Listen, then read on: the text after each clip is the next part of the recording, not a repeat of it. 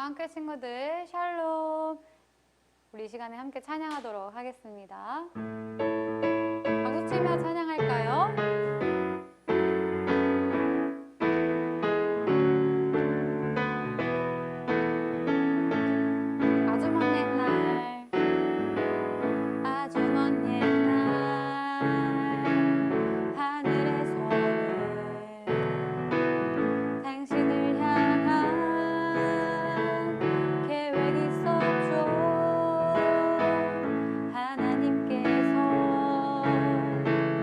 바라보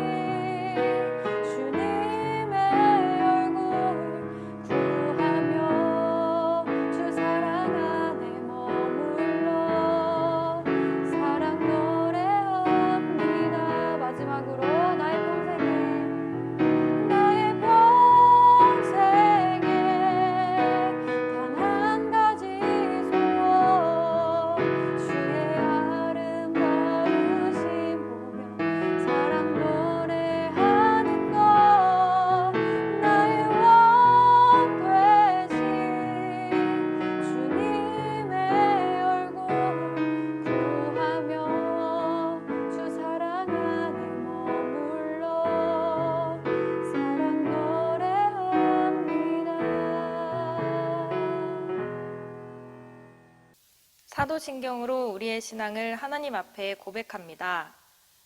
전능하사 천지를 만드신 하나님 아버지를 내가 믿사오며 그 외아들 우리 주 예수 그리스도를 믿사오니 이는 성령으로 잉태하사 동정녀 마리에게 나시고 본디오 빌라도에게 고난을 받으사 십자가에 못 박혀 죽으시고 장사한 지 사흘 만에 죽은 자 가운데서 다시 살아나시며 하늘에 오르사 전능하신 하나님 우편에 앉아 계시다가 저리로서 산자와 죽은 자를 심판하러 오시리라.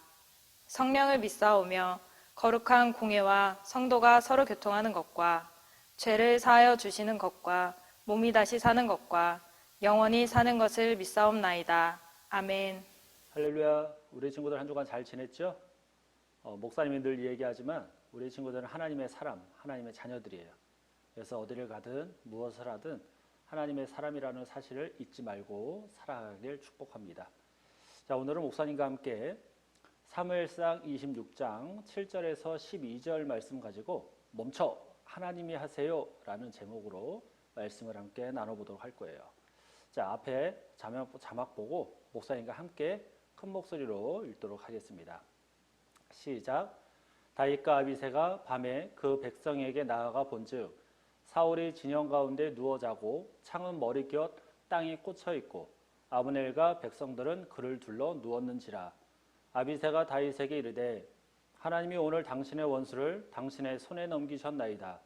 그러므로 청하오니 내가 창으로 그를 찔러서 단번에 땅에 꽂게 하소서.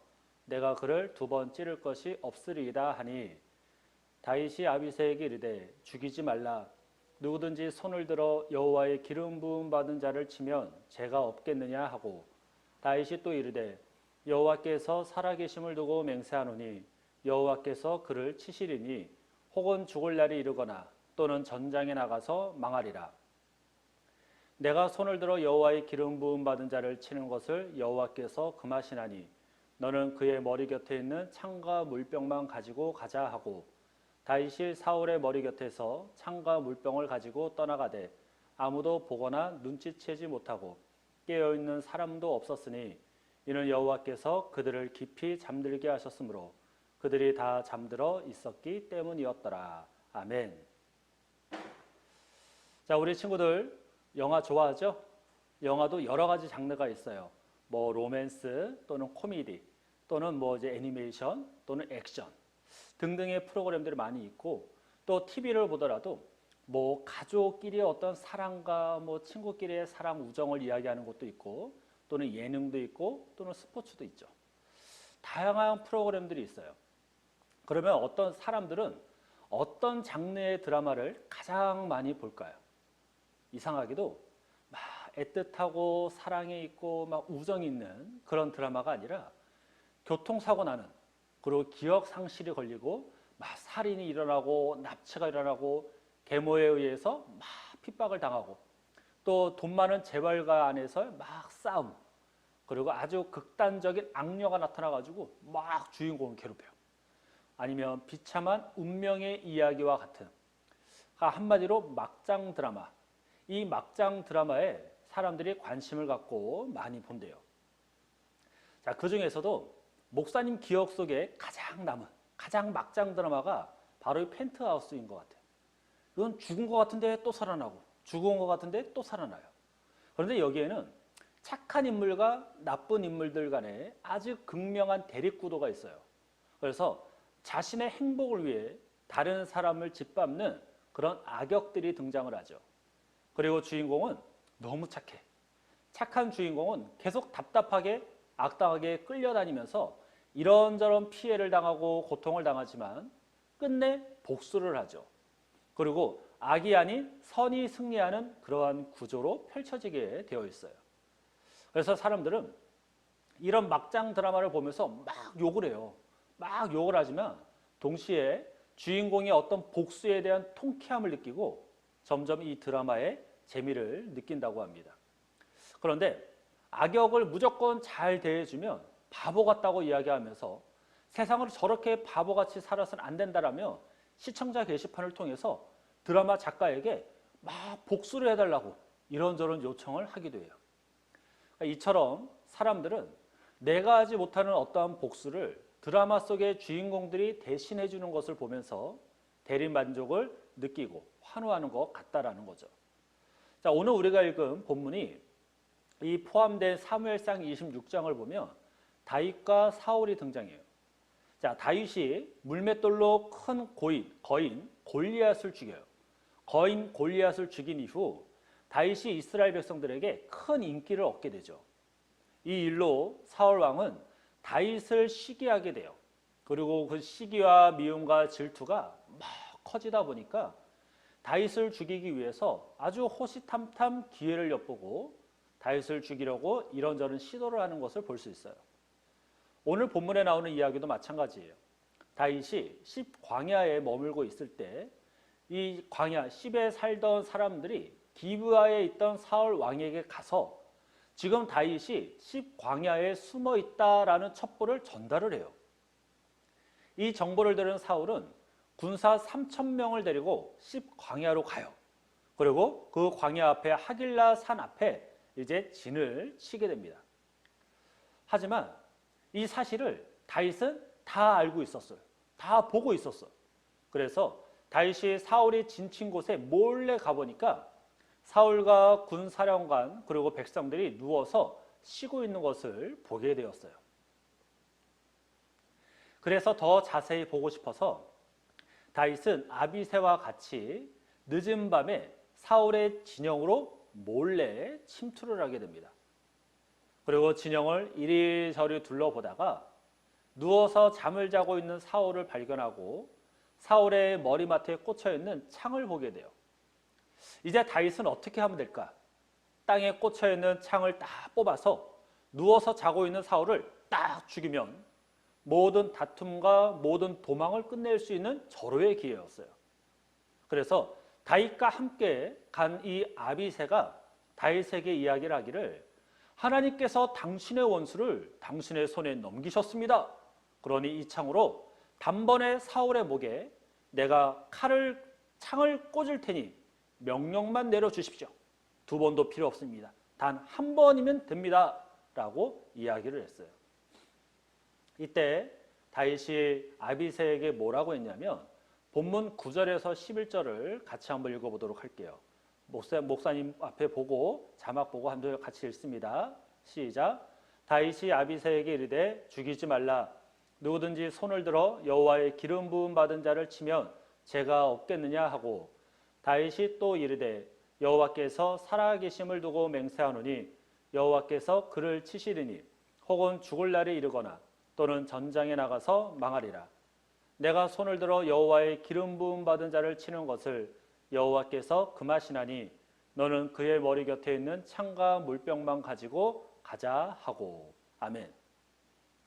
자, 이렇게 사울을 죽이지 않고 그의 머리맡에 있던 물병과 사울의 창을 가지고 사울의 그 진영을 빠져나온 다윗이 사울의 진영 건너편 산 꼭대기에 올라가서 그들을 향해 이렇게 외쳐요. 어찌하여 너희는 너희의 왕을 보호하지 않느냐? 그 누구도 잠자느라 바빠 왕을 보호하지 않는구나.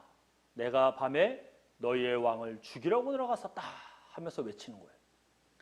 다윗의 이 말을 들은 사울과 그의 군대는 깜짝 놀랐어요. 왜냐하면 다윗과 아비새가 자기들의 진영에 들어왔다 나간 것을 아무도 모르고 있었기 때문이었어요. 사울이 이 다윗의 목소리를 듣고 네가 정말 다윗이냐? 라고 물었어요.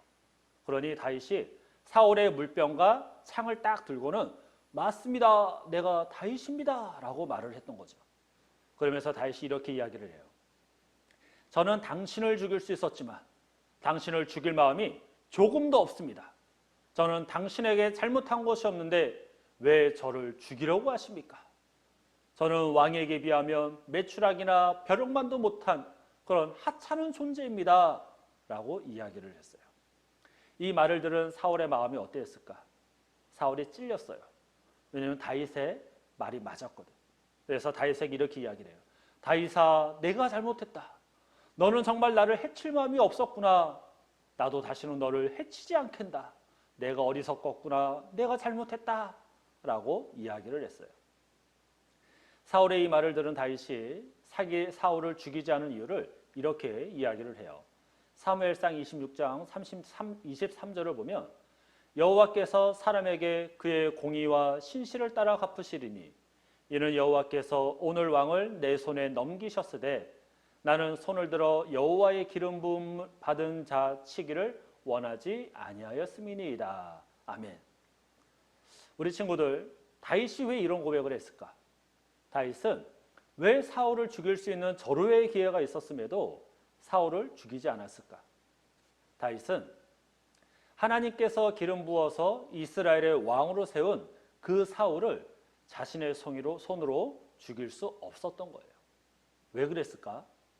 하나님께서 친히 택하신 이스라엘의 왕이었기 때문이에요.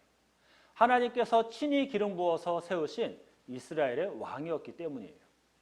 그래서 아무리 다윗 자신을 괴롭히고 심지어 죽이려고 했다 할지라도 다윗은 하나님을 믿는 자였기 때문에 하나님이 택하셔서 왕으로 세운 그 사울을 자신의 손으로 죽일 수 없었던 것이죠. 오늘 우리가 읽은 본문을 보면 알 수 있듯이 사울은 여호와 하나님께서 치신다고 다윗은 굳게 믿고 그렇게 고백을 했어요. 왜? 누가 봐도 지금의 상황에서 하나님 앞에 잘못 행하고 있는 자는 다윗이 아닌 사울이었기 때문이었죠. 그래서 사울을 죽이겠다고 말한 아비새에게 다윗은 멈춰! 하나님이 하실 거야! 라고 말할 수 있었던 거예요. 사랑하는 우리 친구들, 앞에 한번 봐요. 표정이 어때요? 얼마나 억울하면 이런 표정을 지을까? 우리가 살다 보면 다윗과 같이 세상 억울한 일을 겪을 때가 얼마나 많이 있는지 몰라요. 억울한 일을 겪을 때마다 내가 복수를 한다면 이 세상에 살아남을 수 있는 사람이 얼마나 되겠어요? 아마 지금 사람이 남아있지 않을 거예요. 또 그렇게 복수를 한다고 모든 일들이 잘 해결될까요? 아니죠. 복수는 또 다른 복수를 낳기 마련이에요. 그래서 이런 복수를 하는 이런 모습은 결코 하나님이 원하시는 방법이 아니다라는 사실을 목사님 우리 친구들이 꼭 기억하길 바라요. 하나님이 원하시는 방법은 여러분의 억울함을 풀고 여러분이 손으로 복수를 하는 것이 아니라 하나님이 하십니다 라는 그 믿음으로 기다리는 거예요. 미움과 분노의 마음을 멈추고 하나님께서 대신 일하실 거야 라는 믿음으로 하나님이 일하실 때까지 기다리는 거예요. 그러면 다윗의 억울함을 하나님께서 친히 풀어주시고 다윗을 이스라엘의 왕으로 세우신 것처럼 하나님께서 우리 친구들의 억울함을 풀어주시고 여러분을 높여주시는 것이죠. 그러니 우리 친구들이 하나님이 하신다라는 것을 잊지 말고 기다리는 우리 친구들이 되어서 정말로 다윗과 같이 하나님을 기쁘시게 해드리고 복되고 아름다운 믿음의 삶을 살아가는 우리 친구들 되기를 주님의 이름으로 간절히 축원합니다. 기도하겠습니다. 사랑과 은혜가 충만하신 하나님 감사합니다. 우리가 이 땅을 살아가다 보면 다윗과 같이 억울한 일을 당할 때가 참 많이 있습니다. 나는 하지 않았는데, 나는 말하지 않았는데 괜히 오해를 사서 미움을 당하고 괜히 오해를 사서 사람들에게 욕을 먹을 때가 많이 있어요. 그럴 때마다 얼마나 억울한지 모릅니다.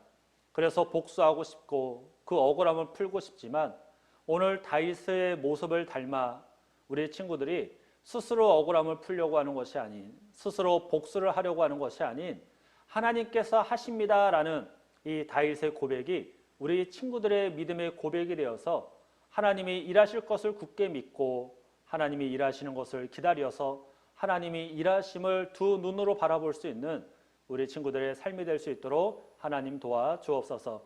그래서 끝까지 우리 친구들이 하나님의 말씀대로 살아가는 일에 조금도 실패하지 않는 그런 우리 친구들의 삶이 되어서 다윗과 같이 하나님께 인정받고 하나님이 주시는 놀라운 은혜와 축복을 매일매일 받아 누리는 우리 귀한 친구들 될 수 있도록 도와주옵소서.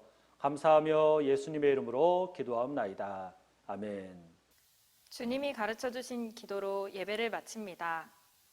하늘에 계신 우리 아버지여, 이름이 거룩히 여김을 받으시오며 나라가 임하시오며 뜻이 하늘에서 이루어진 것 같이 땅에서도 이루어지이다. 오늘 우리에게 일용할 양식을 주시옵고 우리가 우리에게 죄 지은 자를 사하여 준 것 같이 우리 죄를 사하여 주시옵고 우리를 시험에 들게 하지 마시옵고 다만 악에서 구하시옵소서. 나라와 권세와 영광이 아버지께 영원히 있사옵나이다. 아멘.